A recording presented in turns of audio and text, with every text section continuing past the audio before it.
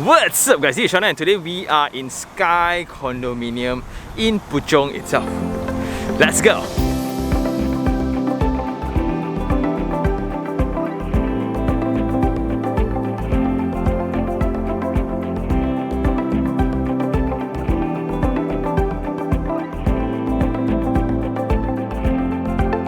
Hey guys, today we are in Puchong and this is really convenient where it's in between Sunway, Puchong Jaya, Klang Road, Bukit Jalil, Petaling and etc. But there's a very fun thing about locations where people who stays in it always find it more convenient than people who don't stay in it. So every time people hear Puchong, oh yeah, right. So coming to the project, there's a local road that is branching out from the LDP highway, and this road also connects directly into Taman Puchong Jaya's commercial center.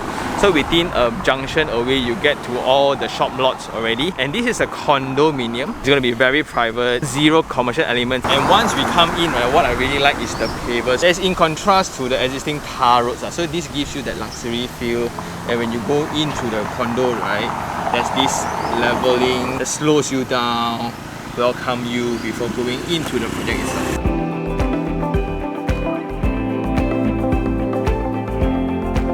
Okay, coming into the development, right, you will drive through this road that connects all the tower, circulating the facilities deck in the center. So there will be 5 blocks altogether.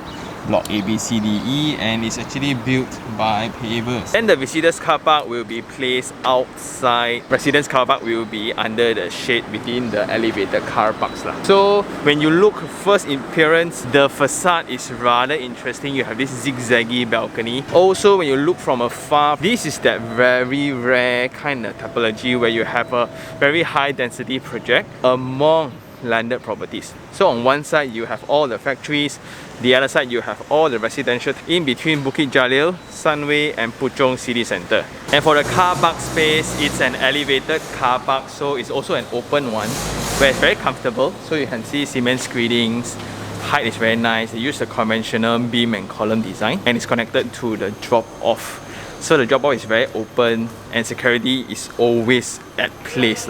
So that's great. And let's go check out the unit.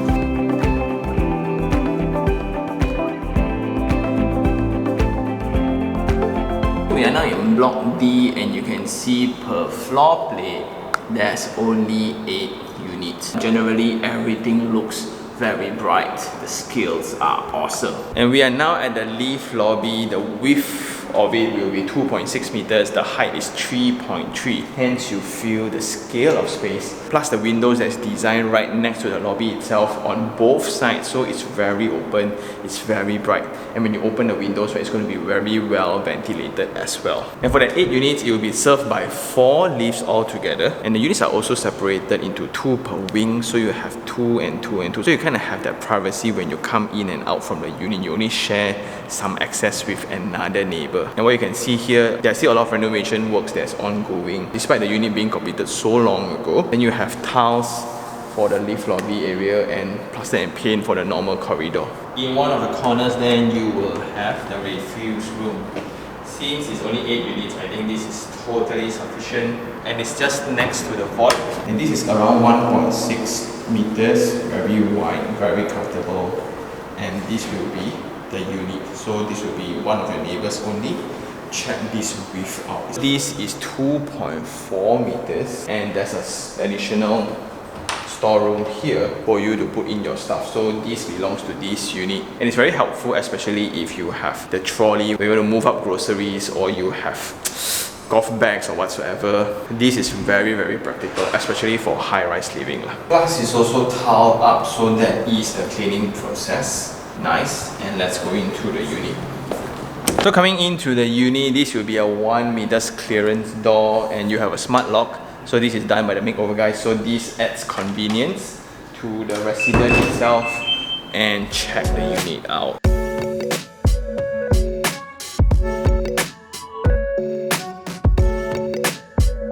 So the unit that we're going to check out today will be Type D 3 bedroom, 4 bathrooms, which is insane. In total of 1658 square feet. So when you come into the unit itself, directly you have the dining and living connecting to the balcony. On the left, you have the principal bedroom and the principal bathroom with its own balcony, and that's the one that forms the facade. On this side itself, you will have bedroom 2 and 3 connecting to the facade line as well. Then you have a dry kitchen and a wet kitchen here. And what's great, you have also the yard and a storeroom. That can also be your maid's room if you have any. This space is huge. This is so nice. Check out the wing of this sheer wall itself. Wow. Okay. Right next to that, you will have the kitchen. This will be the furnishing that comes with the unit itself. So you have a solid surface here with cabinets, and there's no basin here as they have an extension of the kitchen. And it's so weird that we come to accept that this size of condo is really a luxury. To have a dry and a wet kitchen is something that most of us can only dream of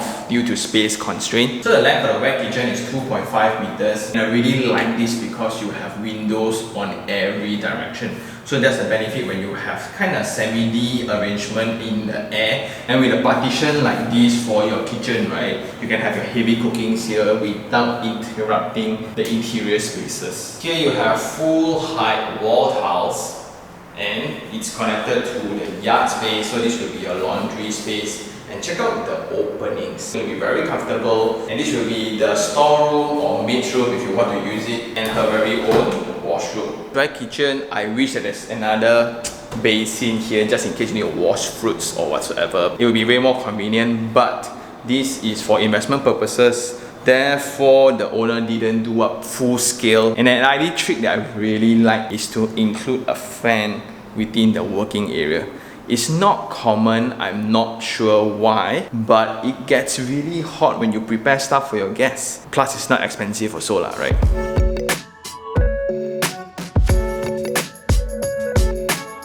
And coming out to the dining space, the width is 4 meters and the height is 3.3. That is amazingly huge and so comfortable. Just that because of the depth, the interior spaces and the entrance might be a little bit dark. So by looking at it, right, the 6-seater dining space is so small in comparison to the space. If it's for own stay, there will always be opportunities for built-in cabinets around the sides, and you have floor tiles all across, and this will be the living space connecting to the amazing balcony. So I like that they use glass handrail, which allows this view to be unblocked. So the dimension of the balcony is 1.4 by 4 meters wide. And you can perfectly put in outdoor furniture here. And one of the selling points for this will be the height level of the land, which is around 200 meters above sea level. So it gives you that amazing horizon. The surrounding typologies around here will be all very low density products. I'll just be informed that this is an LRT line, and there's always congestion for this road connecting Sunway over to Bukit Jalil at the far end. Okay, so on this side again you have all the landed properties, and this will be the resort style clubhouse. Check out that Olympic size swimming pool. It's amazing. You have the tennis court, the basketball court, and a small little pool of landscape. That's great.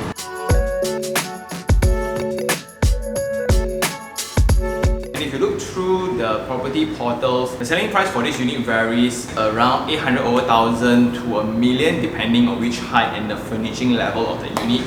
And this unit itself is going up for rent for 3,200 per month, and it's about to close if not mistaken by this week. Therefore, we are kind of rushing to shoot this unit before it goes out. What you can hear from the distance is the LRT. It's not very close to the station, but it's very close to the track, unfortunately. So over this side of the unit, there will be 2 bedrooms, one here, another one closer to the facade line. So this looks amazing. So you have timber floorings for the unit, and the dimension for this is 3.2 by 3.8 meters. Very nice, very bright. Also because of the huge windows that you have. Next to the window, you have the queen size bed and still have space around it, along with the circulation pathways with the wardrobe space. Going into the ensuite bathroom, you have American standard basin, and you have Roca for WC. Full height wall tiles with shower screen. You have the feature wall that's nice with the window that's frosted. But this bathroom is still shared with the visitors now, right? And they use this sliding door to save space. After that bedroom, you will have this one, but the light quality is not as great because it's actually blocked by the other unit. Timber floorings, timber skirtings with its ensuite bathroom.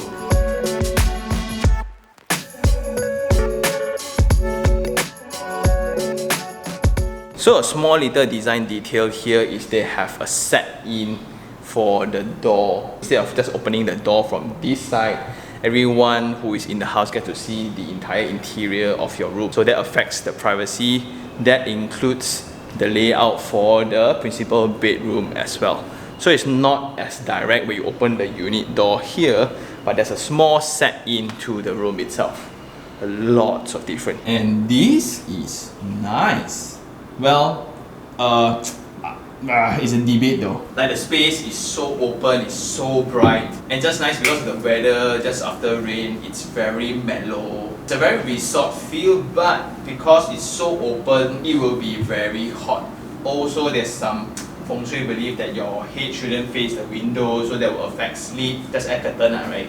Anyway, this width is so amazing. After putting in the king size bed, you still have a lot of space, including a wardrobe. And after all that, you still have a balcony here. So again, with the diagonal shaped balcony, it's nice that this is an experiential space. It will not affect the furniture layouts within the interiors. That's nice. It adds flavor to the facade. And this is what I'm talking about. Here you have the facade line connecting to the exterior. This side including a living room and the kitchen as well. So it's a three-sided openings to the unit, which is very hard to come by. Combo that with the size of the space. Nice, right? And this will be the principal bathroom. And the size of the tiles enhance the space even bigger. You have American Standard basin, then you have Roca, WC. You have, wow, this is so much better than the other bathrooms. Check out the stone finish. Woo!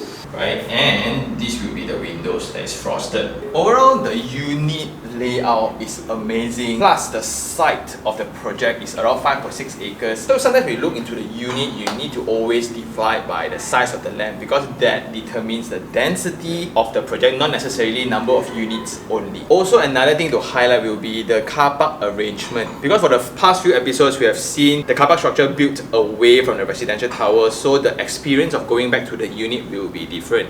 This one, once you come out from the car, the distance to the lift lobby connecting to the unit itself will be way closer. Therefore, it's a more expensive way of construction. Another point to make is this project was completed several years ago, if not mistaken, 2018 or 19 when they hand over, and it wasn't fully sold. So there were some promotions ongoing for the unsold units during MCO time. They were pretty active. And there are always such units around the market, and it's a bonus, especially if you need the house pretty fast, if you're a person who prefers certainty over new projects. Like you can actually make an appointment to see the exact view that the unit is going to get. Like this one, you got mountain views on this side, facilities view, forest view, KL city view. You know the exact material application, the build quality of the unit, and etc. Also, you'll find the immediate rental rates for the unit. So like your neighbor, if it's renting out 2008 for empty, maybe 3002 if fully furnished, it's possible. And I think that's all for the unit. Let's go check out the facilities. It's not a deck because it's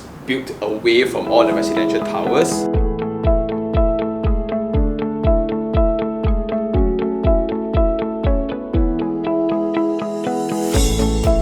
But now we are in the sky deck, where it's in between a floor plate. So this is where you can organize some gatherings. You have a common area to sit around, and you also have a pantry. But because of the facade that is fully glass, it's very bright, it's very welcoming. And I'm kind of whispering right now because there are people that is around the space lah. But something to point is, when you are picking units, there'll be levels where you need to share the space with the facilities like such. So that leads to less units per floor plate, where it increases privacy. But then you also need to think about it attracts other residents from other floors into that floor itself. So is it better for privacy then? Right, something to always think about. But it's cool that just in case it's crowded at home, you can always come out here.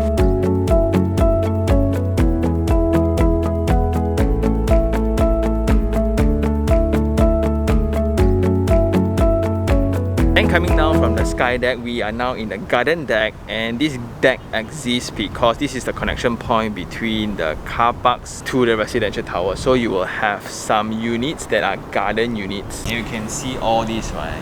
Most probably they are still unsold. That's why you can see the papers that are still covering the window just to protect the timber flooring. So you can see here from the deck as well will be the IOI mall and the LRT stations, and all your needs are within a 5 to 10 minutes drive away. And I guess that's all for this episode. It's now time for Sean's take 3 on 3. So the first thing I like will be the comfort of the design that is meant for own stay. So if you were to drive around, the density is nice, the road width is nice, the car park layout is nice, connecting to the lift lobby, and the density per floor is nice. The unit layout is my favorite of all, with the amount of size and privacy, along with the openings of 3 sides, the arrangement of 2 units on 1 corner. All those are great. Also, this is a condominium. There's no commercial activities at all, hence the further emphasis on the privacy and safety for all residents. Then the second thing would be the topography,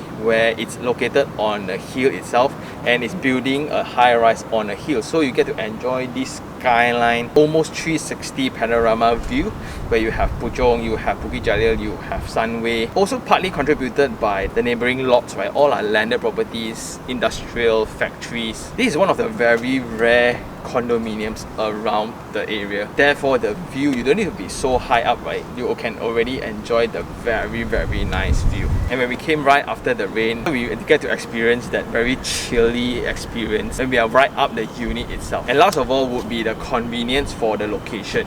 So if you are working in proximity, either Bukit Jalil, OUG, Klang Road, Sunway, Subang, this is like a 10 to 15 minutes away from main highways as well, such as the LDP, the Kesas Highway, the North-South Highway, Federal Highway, not forgetting the train station as well, but that one's still a little bit distance away lah. It's a good distance away for convenience, also balancing privacy all together. Therefore, the 3 things I don't like, number 1 would be the condition of sale. You can still see a lot of unsold units, and that gives also opportunities to people who are hunting for immediate homes, right?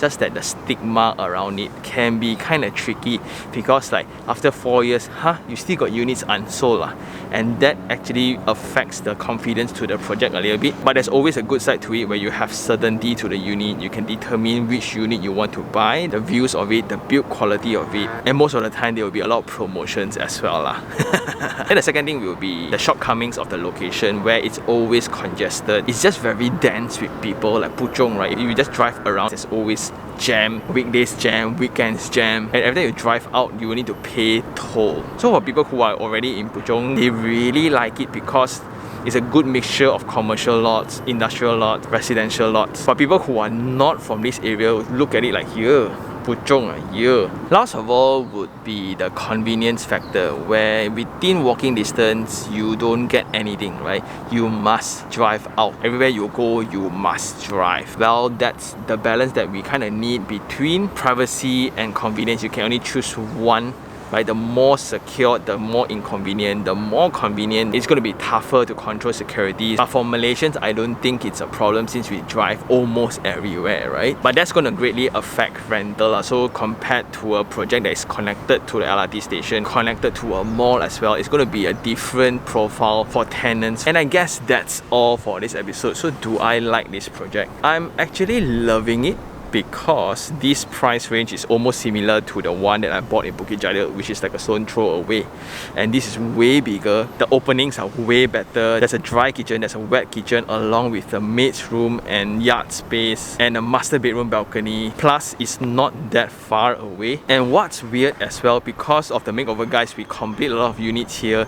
The rentals here are very healthy, and the demand for rental units are also very high. And that's a very interesting finding. What I'm going to do now, I'll immediately go look for the cheapest unit and to see what's the monthly installment like, balanced against our latest rental data. That's going to be so interesting. And with that, thank you very much for watching. If you really like this episode, like it, share it, and even subscribe for more information like this.